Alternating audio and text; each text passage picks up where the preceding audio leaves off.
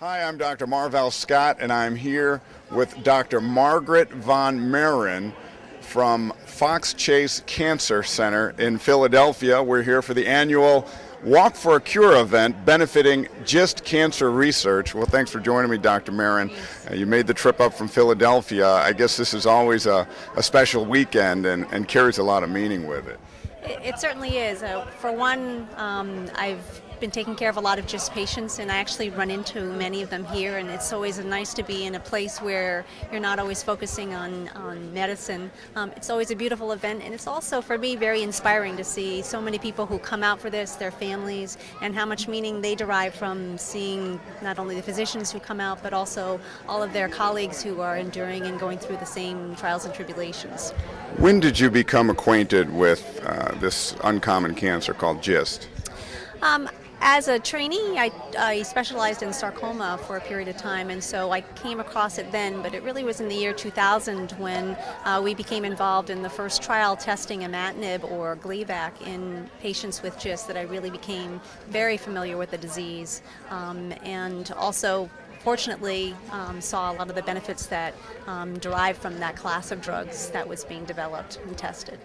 And I guess it's almost been a decade that you have become involved with Tanya Stutman, who is the founder of the Research Foundation and has been a real trailblazer for just research and raising money.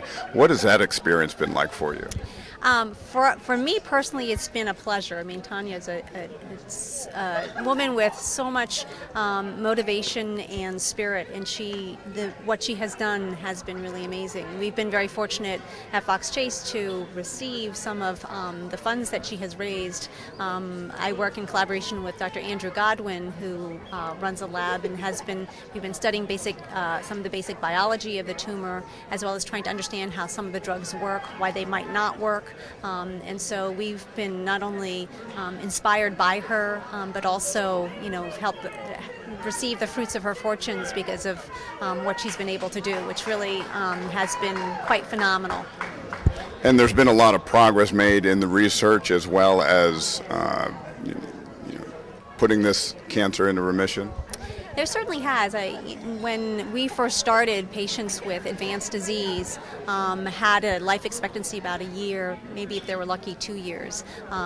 Now when we look at the large clinical trials that treated those types of patients, their life expectancy is on the order of 5 years. And that's really quite extraordinary. We continue to look for new approaches, new types of agents that can be helpful. Certainly for us now, people who the standard therapy is no longer controlling their disease are the ones that are most challenging to care for, but also the ones where I think many researchers are focusing their efforts because it's such a clinical issue for us. And lastly, what is on the horizon as far as treating and finding a cure for GIST? I think the newest thing that we're really looking at is for people who are initially diagnosed and have their initial surgery and appear to be cured. We know historically that as many as half of them or more will have their disease recur, and so sorting out ways or figuring out ways that we can prevent that recurrence.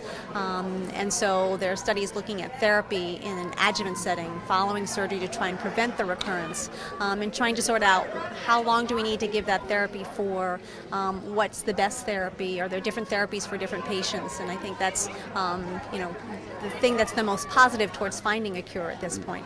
I guess most importantly, there is hope. Yes. For a cure. I think there always is hope, and certainly between working with biologists and scientists who are studying the tumor at the cellular basis and then on up really helps.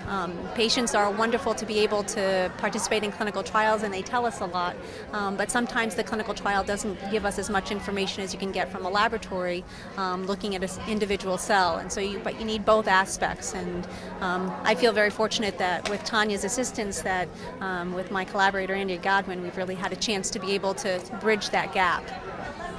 All right, well, thanks for being here and thanks for joining me.